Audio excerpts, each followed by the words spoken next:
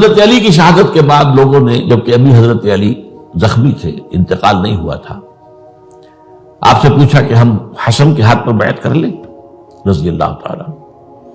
آپ نے فرمایا نہ، میں تمہیں اس کا حکم دیتا ہوں اور نہ روکتا ہوں، یہ تمہارا معاملہ ہے، امر المسلمین ہے، مسلمان فیصلہ کر لیں جس کو چاہیں. چنانچہ حضرت حسن رضی اللہ تعالیٰ عنہ کے ہاتھ پر بیعت ہو گئی. اب معاملہ ٹھہرا حضرت حسن اور حضرت معاویہ کے مابین. 6 ماہ خلافت رہی ہے حضرت حسن کی رضی اللہ تعالیٰ عنہ، اور میں انہیں 5واں خلیفہ راشد مانتا ہوں. ابو بکر، عمر، عثمان، علی، حسن، انہوں نے کوئی اپنی قوت سے خلافت حاصل نہیں کی تھی، بلکہ مسلمانوں نے انہیں خلیفہ بنایا تھا. لیکن یہ اس قدر صلح جو انسان تھے، بہت نرم طبیعت کے انسان، جب انہوں نے دیکھا کہ یہ تو پھر خوریزی کا معاملہ ہو رہا ہے. ابھی معاویہ کے پاس 40,000 کا لشکر تھا، ان کے پاس بھی بڑا لشکر موجود تھا، بلکہ 40,000 ان کے پاس تھا، حضرت معاویہ کے پاس اس سے بڑا تھا. انہوں نے صلح کر لی حضرت معاویہ سے رضی اللہ تعالیٰ، اور وہ حدیث ان کے حق میں جو ہے پیشن گوئی تھی وہ پوری ہو گئی کہ حضور نے فرمایا تھا میرا یہ بیٹا مسلمانوں کے 2 گروہوں کے مابین صلح کرائے گا.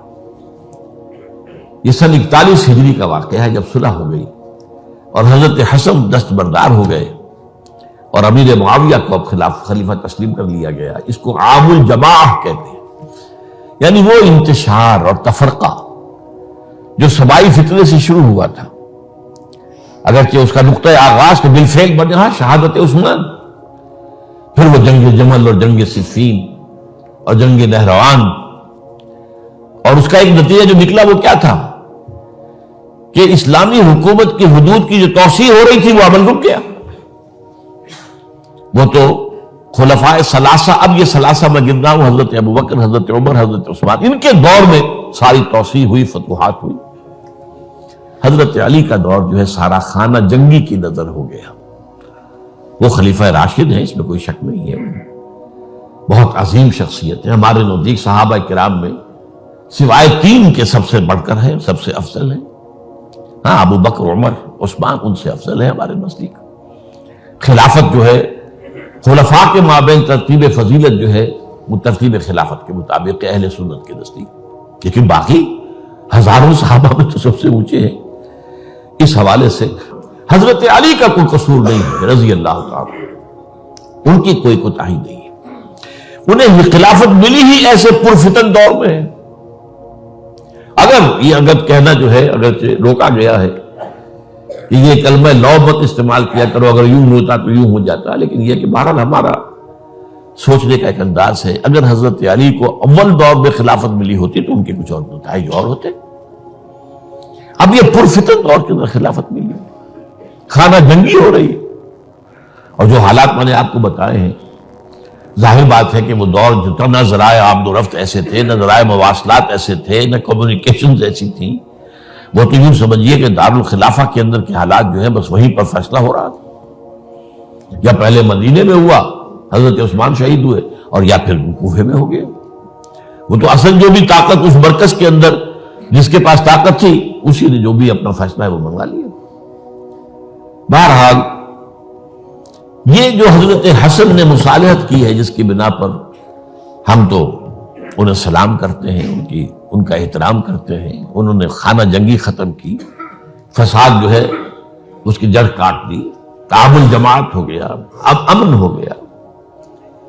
اور نوٹ کیجئے اس کے بعد 20 برس تک امیر معاویہ کی حکومت رہی ہے، 20 برس، اور کامل امن رہا ہے.